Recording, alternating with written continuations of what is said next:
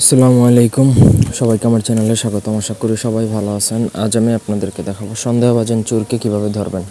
মানে আপনি টার্গেট করে ফেলছেন যে এ হয়তো বা জিনিসটা চুরি করছে বা কোনো কিছু চুরি করছে, কিন্তু আপনি কিভাবে শিওর হবেন বা আপনি সবার সামনে কিভাবে প্রমাণ করবেন। আপনি সন্দেহ করলে পার হবে না, এটা প্রমাণ করতে হবে। তো প্রমাণ করার জন্য এই নকশাটা প্রয়োগ করতে পারবেন। এই নকশা প্রয়োগ করলে সে যদি সত্যিকারের চুরি করে থাকে, তাহলে তার এমন পেট ব্যথা উঠবে, সে যতক্ষণ না স্বীকার করবে ততক্ষণ পর্যন্ত তার পেট ব্যথা কমবে না। যদি স্বীকার না করে তাহলে তার মুখ দিয়ে রক্ত পর্যন্ত ওঠা শুরু হবে। তো এই জন্য এটা 10 থেকে 15 মিনিটের মধ্যে এই চুর স্বীকার করে ফেলবে, একদম গ্যারান্টেড।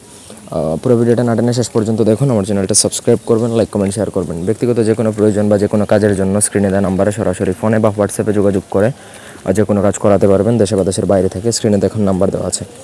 তো স্ক্রিনে যে নকশাটা দেখতে পাচ্ছেন, এই নকশাটা প্রথমত লিখতে হবে হচ্ছে আপনাকে ভুজপাতায়। এটা সাদা কাগজে লিখে কিন্তু কাজ করবে না, ভুজপত্রে লিখবেন। ভুজপত্রে লিখবেন হচ্ছে মেশকো জাফরান কালি দ্বারা, অন্য কোনো কালি দ্বারা লিখলেও কিন্তু কাজ হবে না। মাঝখানে যেই ঘরে চোরের নাম, চোরের পিতার নাম, যাকে আপনি সন্দেহ করতেছেন সেই চোরের নাম লিখবেন, তার পিতার নামটা লিখবেন, তাকে সামনে আনবেন। সামনে আনার পরে এই নকশাটা তাকে সামনে রেখেই ইজিলি আপনি নকশাটা জাস্ট পুড়িয়ে দিবেন, আগুনে পুড়িয়ে দিবেন তার সামনেই। আপনার মজলিস হোক বা যেখানে মানুষ জমায়েত হয়েছে সেখানে আপনি এই নকশাটা বা এই তদবিরটা করবেন।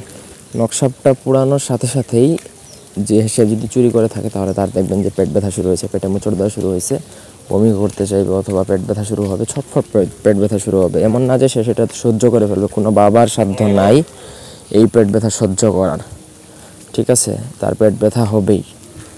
আর যদি আগুনে না পড়েন, তাহলে এই নকশাটা পানিতে ভিজিয়ে ওই পানিও তারা খাইয়ে দিতে পারেন। খাওয়ার সাথে সাথে কিন্তু পেট ব্যথা শুরু হয়ে যাবে, সেভাবে আপনি চিনতে পারবেন। কিন্তু সাধারণ একজন মানুষ, আপনি আপনার নামে যদি আরেকটা নকশা বানায় খান, আপনি যদি চুরি না করেন, তাহলে আপনার পেট ব্যথা করবে না। বা অন্য একজনকে খাইয়ে দেখতে পারেন, সে যদি চুরি না করে তাহলে তার কিছুই হবে না।